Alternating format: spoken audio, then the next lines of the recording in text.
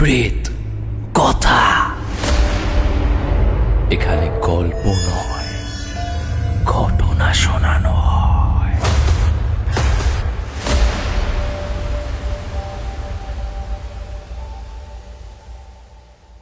Welcome back, সকলকে স্বাগত জানাচ্ছি প্রেত কথার 465 নম্বর এপিসোডে। এবং আজকের এপিসোডে শুনবেন 3টি সত্যি ভৌতিক ঘটনা। এই 3টি ঘটনা শোনার পর আপনাদের আজকের রাত হয়ে যাবে কিন্তু সর্টেড।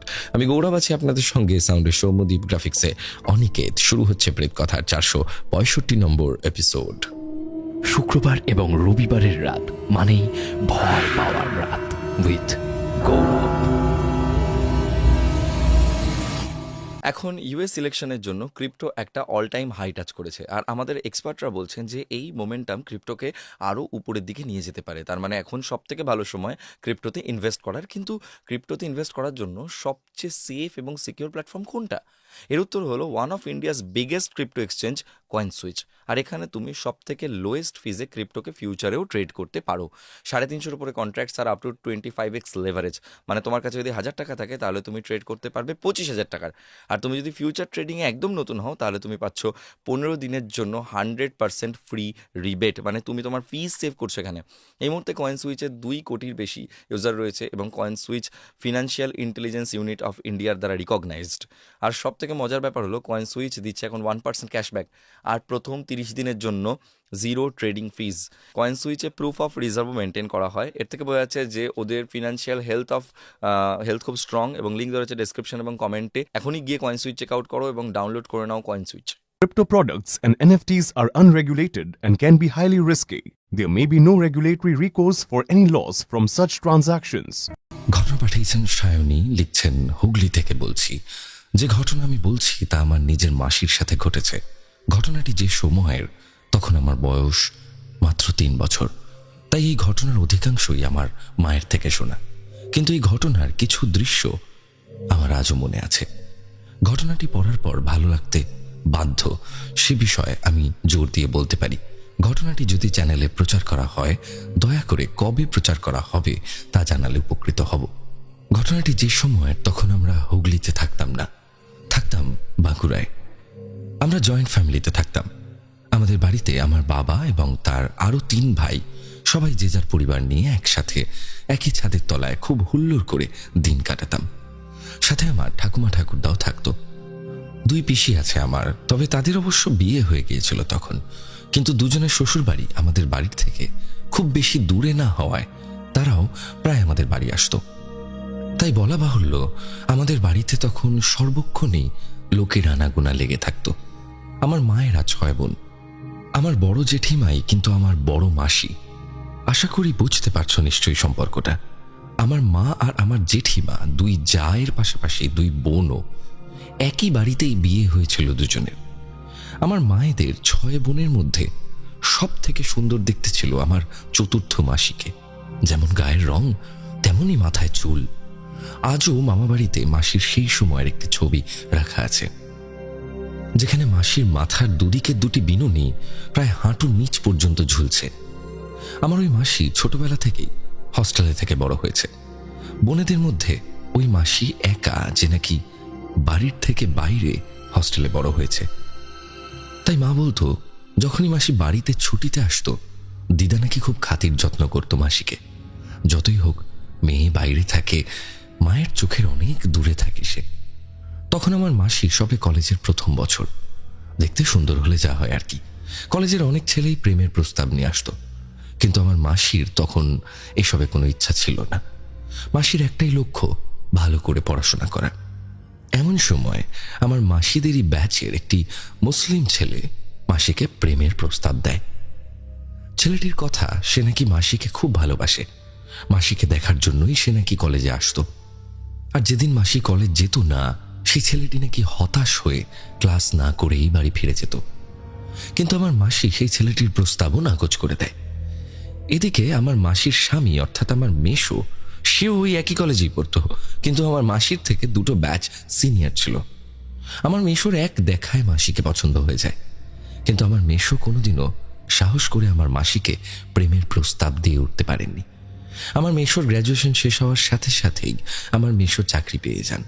এবং চাকরি পাওয়ার সাথে সাথেই সোজা নিজের বাড়ির লোককে নিয়ে আমার দিদার বাড়িতে এসে উপস্থিত হন। আমার মাসিকে বিয়ে করার প্রস্তাব দেন। আগে বলা হয়নি, আমার দাদু অনেক আগেই মারা যান। দাদু যখন মারা যান তখন আমার মা নিজেই ক্লাস 7-এ পড়ে, আর আমার ওই মাসি তো আরো ছোট।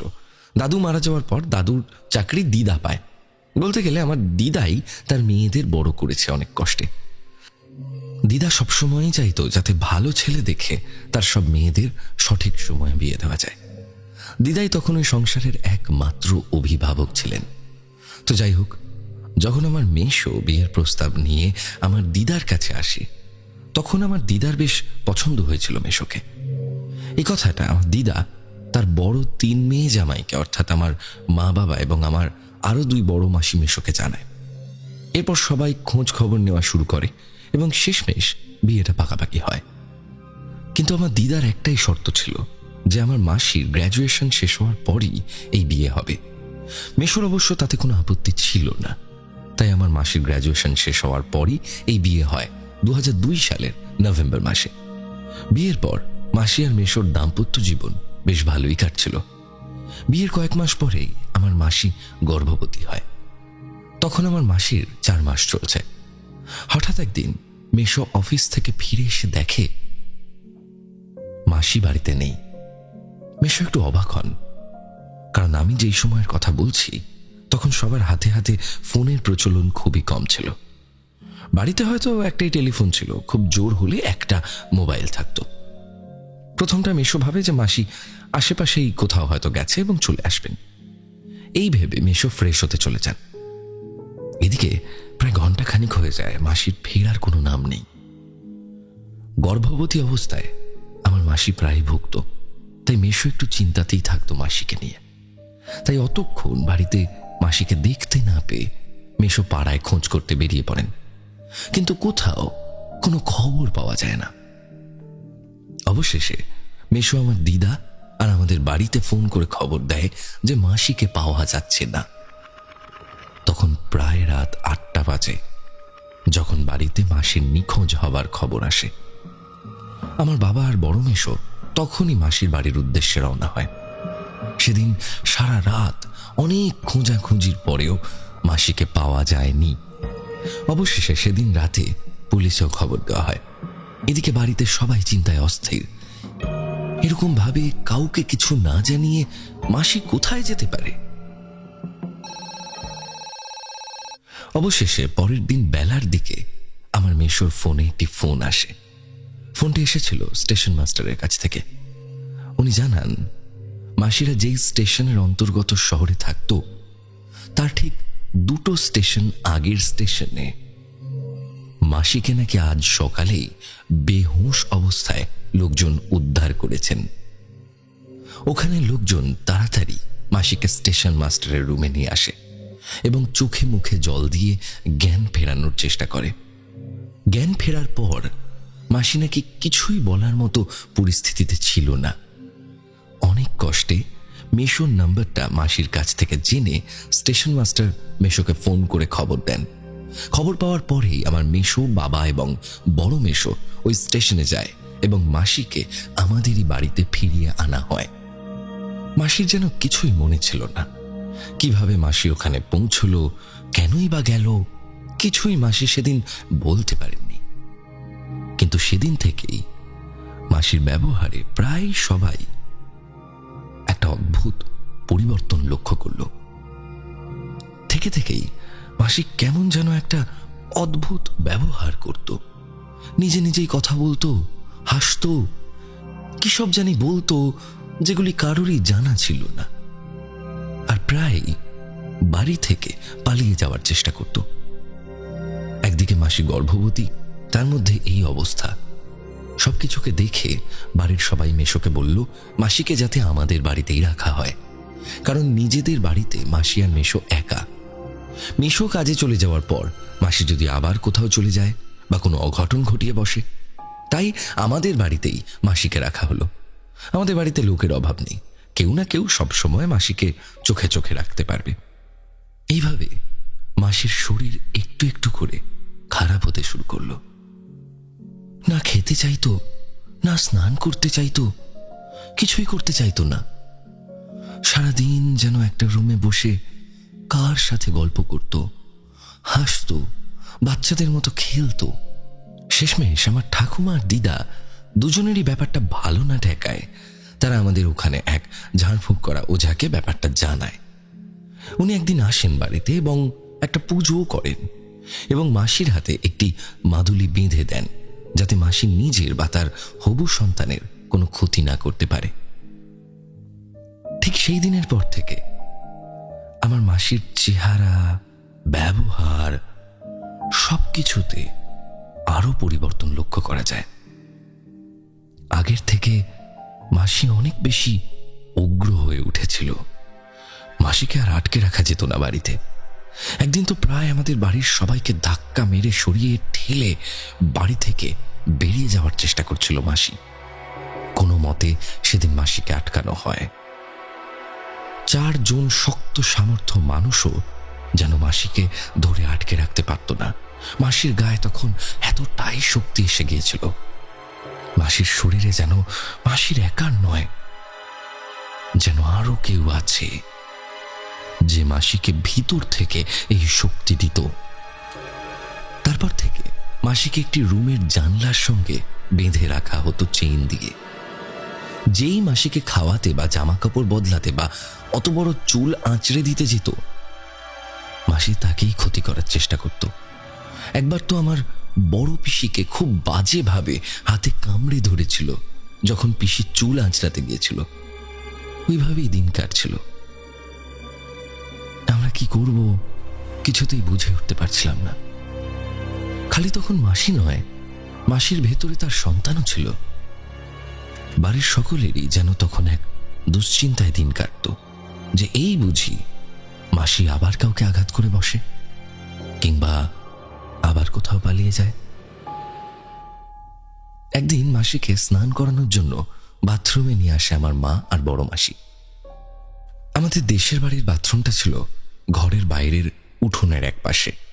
হঠাৎ মা আর বড় মাসি মাসিকে নিয়ে বাথরুমে ঢুকতে যাবে এমন সময় মাসি এক প্রকার মা আর বড় মাসিকে ধাক্কা দিয়ে মাটিতে ফেলে ছুটে উঠোনের বাইরে বেরিয়ে যায়। তারপর মাসি রাস্তার দিকে ছুটতে থাকে। মাসির পেছনে আমার বাবা, আমার কাকু আর আমার বড় পিসির ছেলে, আমার বড়দা, 3 জন মিলে ছুটতে থাকে মাসিকে ধরার জন্য। মাসি পাড়ার রাস্তা দিয়ে ছুটতে ছুটতে মেইন রাস্তায় উঠে পড়ে এবং মেইন রাস্তার মাঝ বরাবর পাগলের মতো চিৎকার করতে করতে ছুটতে থাকে। একদিক দিয়ে গাড়ি আসছে আর উল্টো দিক থেকে মাসি ছুটছে গাড়ির দিকে। বাবার মুখে শুনেছি সে নাকি ভয়ানক দৃশ্য। বাবা ভেবেছিল সেদিন বোধহয় কোনো এক প্রকার অঘটন ঘটেই যেত। যাই হোক, সেদিন ওইভাবেই ছুটতে ছুটতে মাসি গাড়ির সামনে গিয়ে অজ্ঞান হয়ে পড়ে।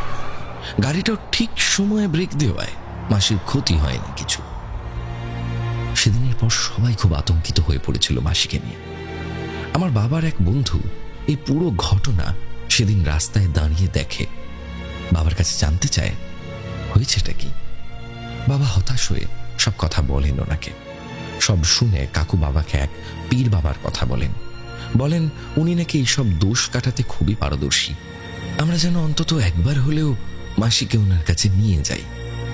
ওই কাকু বাবাকে জোর দিয়ে এটাও বললেন যে একবার নিয়েই জানা, দেখবি বিফল হবি না। বাবা বাড়ির সবাইকে জানালেন। সবাই তখন এতটাই হতাশ হয়ে পড়েছিল যে পীর বাবার কথা শুনে যেন একটু আশার আলো দেখতে পেল। পরের দিনই সকালে সবাই মাসিকে ওই পীর বাবার কাছে নিয়ে যায়। ওই পীর বাবার কাছে মাসিকে নিয়ে গিয়ে সব বলার পর উনি বলেন মাসিকে যেন আমরা ছেড়ে দিই আর যেন ধরে না রাখি। ওনার কথা অনুযায়ী মাসি নিজেই আমাদের নিয়ে যাবে সেই সত্যির দিকে যা আমরা জানতে চাইছি। পীর বাবার কথা অনুযায়ী মাসিকে ছেড়ে দেওয়া হয়। পীর বাবা কিছু একটা মন্ত্র পড়ে ওনার হাতটি মাসির মাথায় বুলিয়ে দিতেই মাসি কেমন যেন একটা অন্যমনস্ক হয়ে হাঁটা শুরু করে। মাসির পিছন পিছন ওই পীর বাবা এবং আমাদের বাড়ির লোকজনও হাঁটা শুরু করে।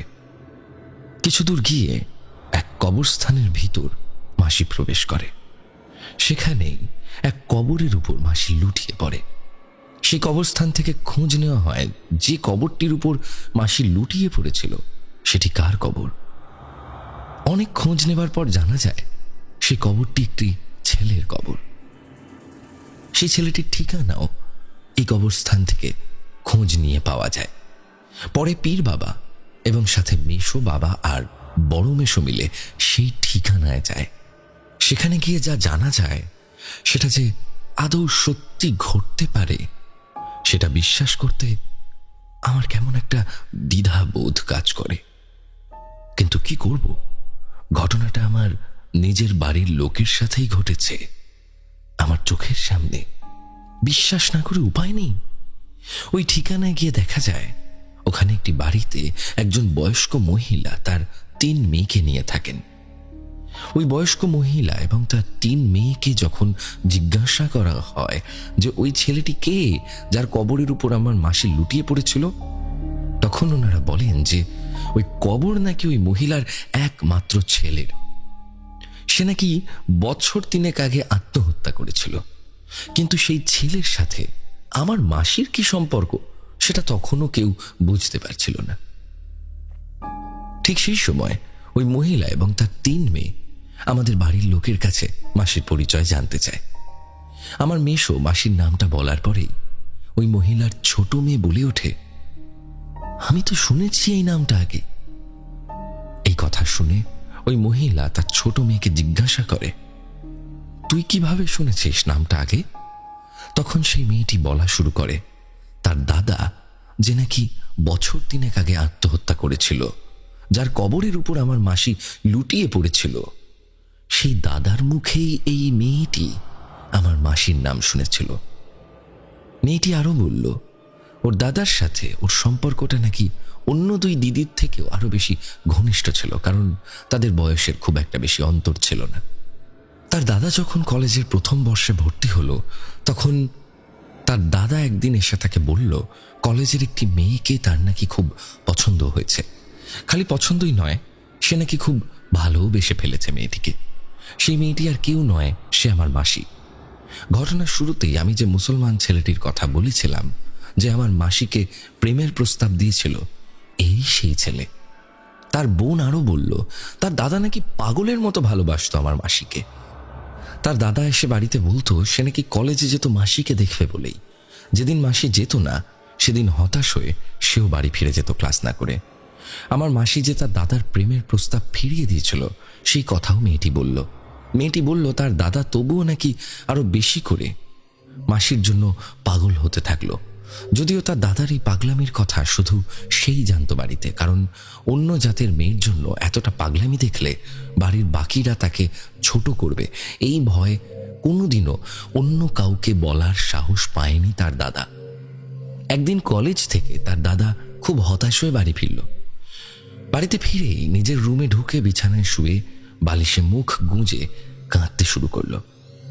তার বোন তাকে জিজ্ঞাসা করে বলল তার ভালোবাসার মানুষটা অর্থাৎ মাসির নাকি বিয়ে হয়ে গেছে। আসলে সেই দিন আমার মাসিদের কলেজের শেষ পরীক্ষার মার্কশিট দেওয়ার কথা ছিল। অবশ্য শেষ পরীক্ষার কয়েকদিন পরই মাসির বিয়ে হয়ে যায় আমার মেশোর সাথে। তাই সেদিন মার্কশিট নিতে গিয়ে আমার মাসির সাথে আমার মেশো গেছিল কলেজে। আমার মাসি তখন নতুন বউ।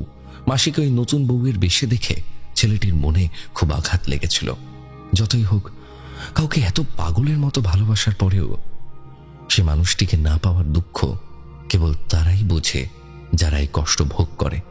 যাই হোক, সেদিন খুব খারাপভাবে এই ঘটনায় ছেলেটি আঘাত পায় এবং সেদিন রাতেই সে নিজের ঘরে আত্মহত্যা করে। তার বোন বলে যে দাদার এই কথাটা কেবল আমিই জানতাম। বাড়িতে অন্য কেউ না জানায় কাউকে দাদার আত্মহত্যার কারণ কোনোদিনও বলে উঠতে পারেনি। আজ আমাদের মুখে নামটা শুনে সত্যিটা সে চেপে রাখতে পারল না। সব সত্যি জানার পর আমার পরিবারের লোক হতবাক হয়ে পড়ে। তাহলে এতদিন যে মানুষটার পিছনে মাসি বাড়ি ছাড়ার জন্য পাগল হচ্ছিল, সেই ছেলেটি আর কেউ নয়, তারই এক প্রেমিক। সব শুনে সবাই আবার ওই কবরস্থানেই ফিরে আসে। আমার মাসি তখনও অজ্ঞান। পীর বাবা ওই ছেলেটির কবরের মাটিতে হাত রেখে সেই মাটি কিছুটা হাতে নিয়ে একটি মন্ত্র জপ করেন। তারপর বলেন যে এই ছেলেটি আমার মাসির চুলের প্রতি ভীষণভাবে আকৃষ্ট। একবার নাকি মাসি আর মেশো বাইকে করে ওই কবরস্থানের পাশ দিয়ে যাচ্ছিল। মাসির চুলটা তখন খোলা ছিল। ওই খোলা চুলের সৌন্দর্যের টানেই সেদিন থেকে ছেলেটি আমার মাসির সাথে ঘুরত। সে বাধ্য করতো আমার মাসিকে যাতে মাসি সব ছেড়ে ওর সাথে এসে থাকে। পরে ওই পীর বাবা বলেন মাসির এত লম্বা চুল একেবারে কেটে ফেলতে হবে। ওনার কথা অনুযায়ী তখন মাসির চুল কেটে ফেলা হয় এবং কাটা চুল ছেলেটির কবরের মাটিতে পুঁতে দেওয়া হয়। তারপর অবশ্য মাসি আস্তে আস্তে সুস্থ হয়ে ওঠে। মাসির যখন জ্ঞান ফেরে মাসির কিছু মনে ছিল না যে বিগত 4 মাসে তার সাথে ঠিক কি হয়েছে। মাসির খালি মনে হয় মাসি হয়তো একটা লম্বা ঘুম দিয়ে উঠেছে। বাড়ির কেউ অবশ্য এতগুলো বছরে মাসিকে কিছু জানায়নি। এর ঠিক 2 মাস পর মাসি একটি সুস্থ পুত্র সন্তানের জন্ম দেয়। শুক্রবার এবং রবিবারের রাত মানেই ভয় পাওয়ার রাত উইথ গৌরব। তো এই ছিল ঘটনা। আশা করছি আপনাদের প্রথম ঘটনাটি ভালো লেগেছে। এবং সত্যি বলতে চুল খুলে বাইরে ঘোরা এই নিয়ে আমরা ছোটবেলা থেকে মা বাবাদের কাছে শুনে এসেছি, মেয়েরা বিশেষ করে, এবং আমরা আমাদের বোনদের দিদিদেরকে বারবার বলেছি যে চুল খুলে রাত্রিবেলা ঘুরো না, গাছের তলা দিয়ে চুল খুলে যেও না, বা এরকম আরও অনেক কথা আমরা জানি যে মাছ নিয়ে গভীর অন্ধকার রাতে আপনি মাছ ঝুলিয়ে নিয়ে যাচ্ছেন, এগুলো উচিত নয়। তো এই ঘটনা, এই অথেন্টিক ঘটনাগুলো যখন আসে আমাদের কাছে খুবই ভালো লাগে। এবং আপনারা কিন্তু একটু ভালো ভালো ঘটনা পাঠান। আপনাদের কাছ থেকে কিন্তু আরও ইউনিক ঘটনা চাই আমাদের। আরও ইউনিক ঘটনা পেলে কিন্তু ভালো হয়। আপনাদের ঘটনা পাঠানোর জন্য আমাদের মেল অ্যাড্রেস দিয়ে দিচ্ছি, pretkotha@gmail.com, অথবা প্রেতকথার ফেসবুক পেজ ইনবক্সে লিখে পাঠান ঘটনা। এছাড়া আপনি যদি ভয়েস করে ঘটনা বলতে চান, আপনি যদি চান আপনার ভয়েস আমাদের প্রেতকথার এপিসোডে চালানো হোক, তাহলে আমাদেরকে 9875476704 এই নম্বরে ভয়েস করে পাঠান আপনার ঘটনা।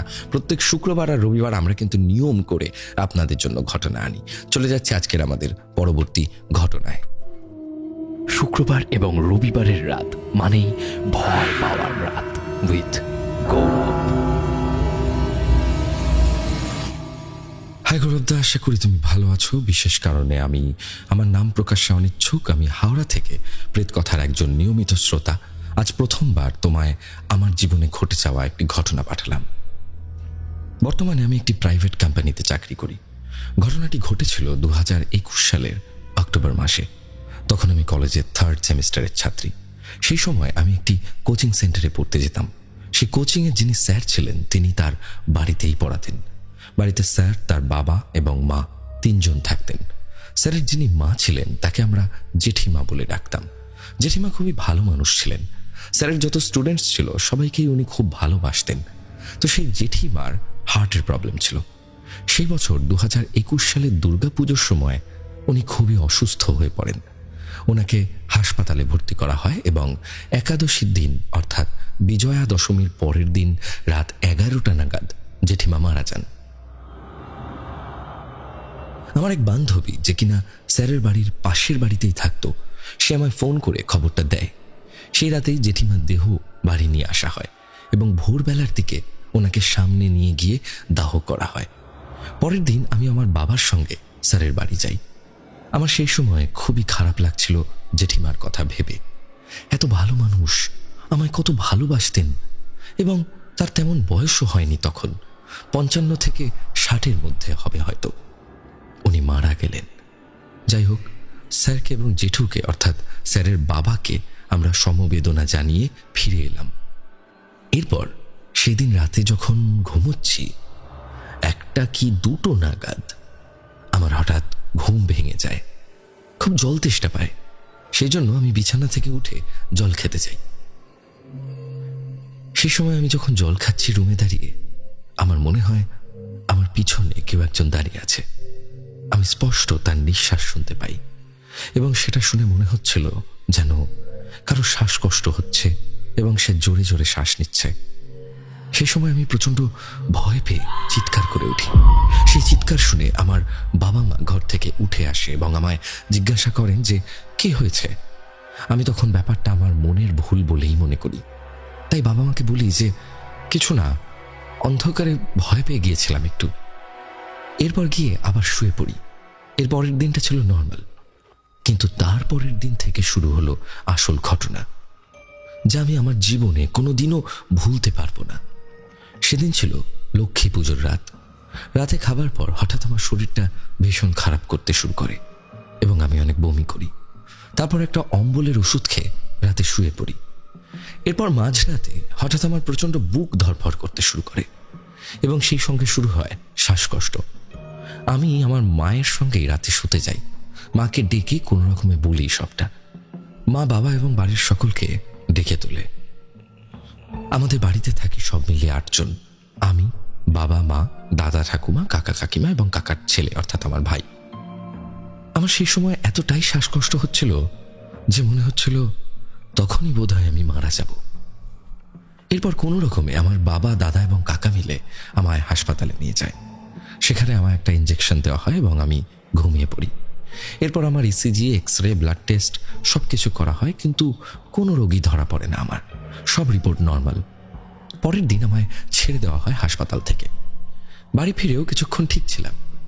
তারপর আবার শুরু হয় আমার বুকে ব্যথা এবং শ্বাসকষ্ট। ডাক্তার আমায় যেসব ওষুধ দিয়েছিল সেগুলো খাচ্ছিলাম এবং শ্বাসকষ্ট হলে ইনহেলার দিয়েছিল সেটাও নিচ্ছিলাম, কিন্তু কি কারণে এমনটা হচ্ছে তা কিছুতেই ডাক্তার ধরতে পারছে না। দিন দিন আমি শুকিয়ে যেতে লাগলাম। বেশিরভাগ সময় ঘুমিয়ে কাটাতাম। ভীষণ দুর্বল হয়ে পড়েছিলাম। আমার বাড়ির লোকেরাও আমাকে নিয়ে ভীষণ দুশ্চিন্তা করতেন।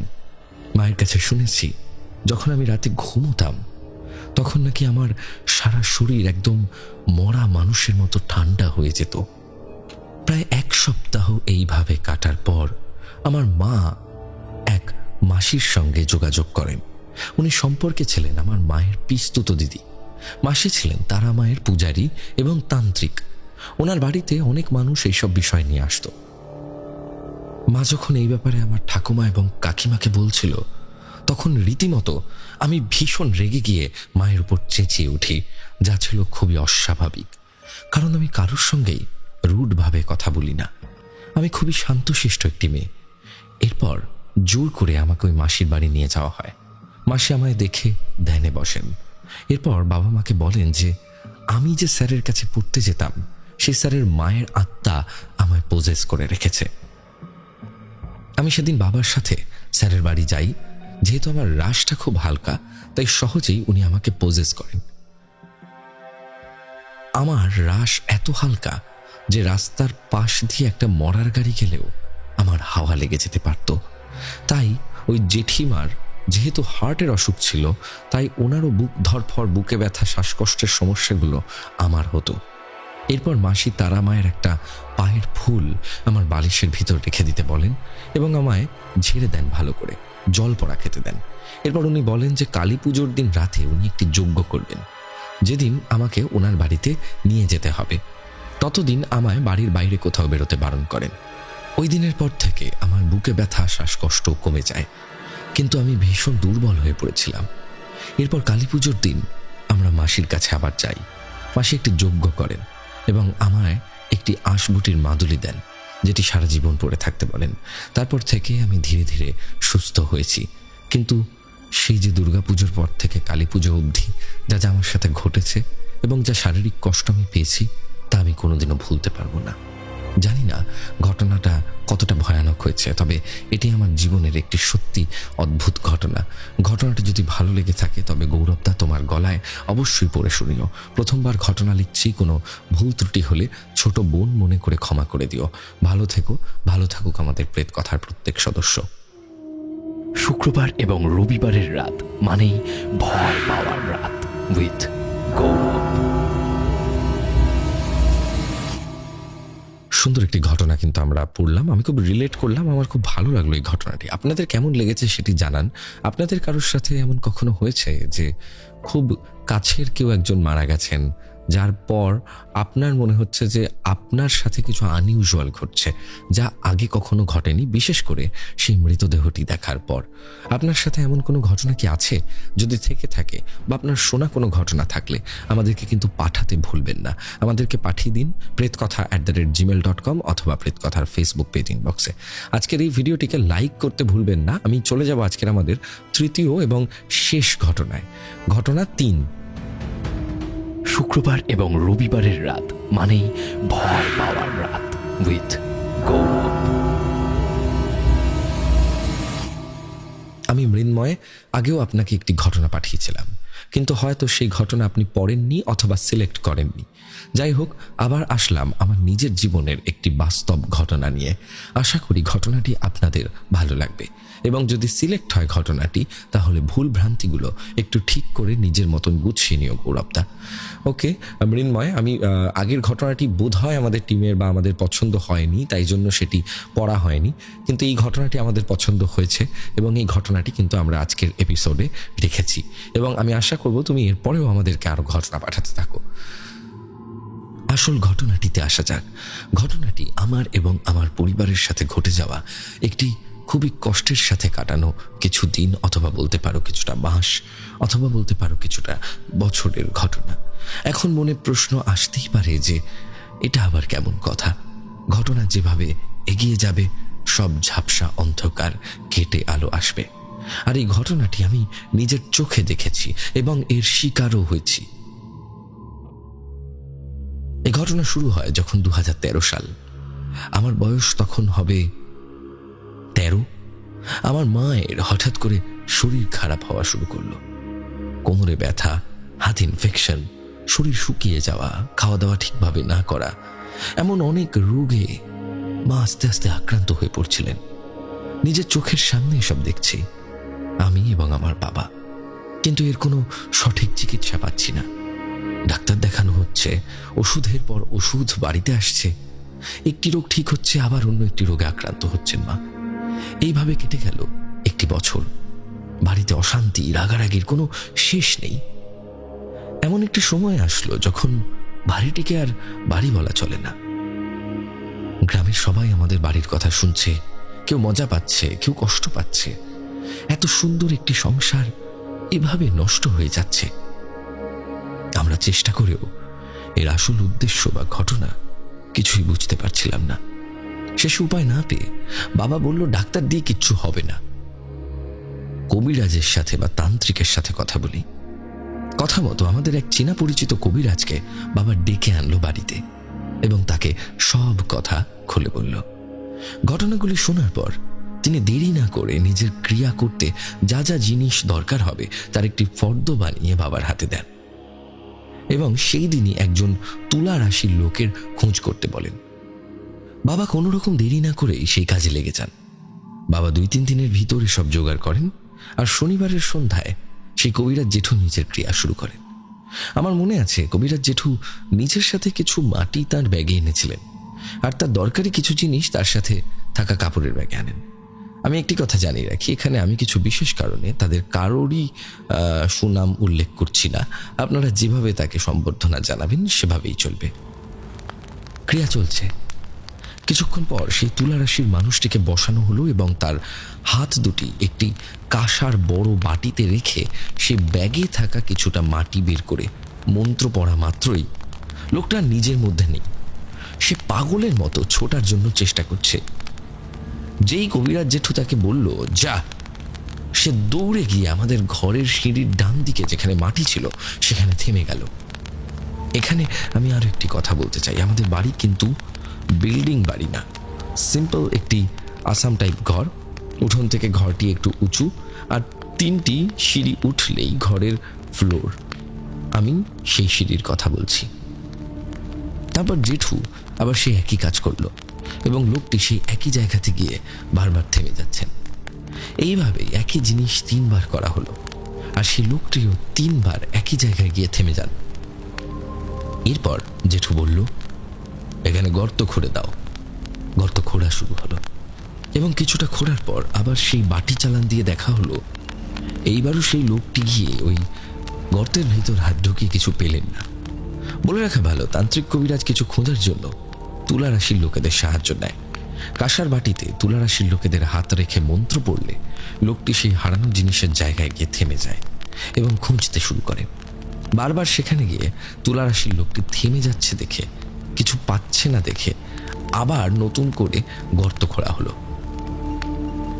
এই ক্রিয়াটি আরেকবার করতে লোকটি এবার সেই গর্ত খুঁড়ে তোলা মাটিতে গিয়ে থেমে গেলেন। সেখানে খুঁজতে খুঁজতে পাওয়া গেল একটি ছোট্ট পোটলা, কালো প্লাস্টিক দিয়ে মোড়ানো এবং সুতো দিয়ে বাঁধা। সেই জিনিসটি যখন খোলা হচ্ছে তখন যেন একটি পচা দুর্গন্ধ নাকে ভেসে আসে। বলে বোঝানো যাবে না সেই নারকীয় গন্ধ।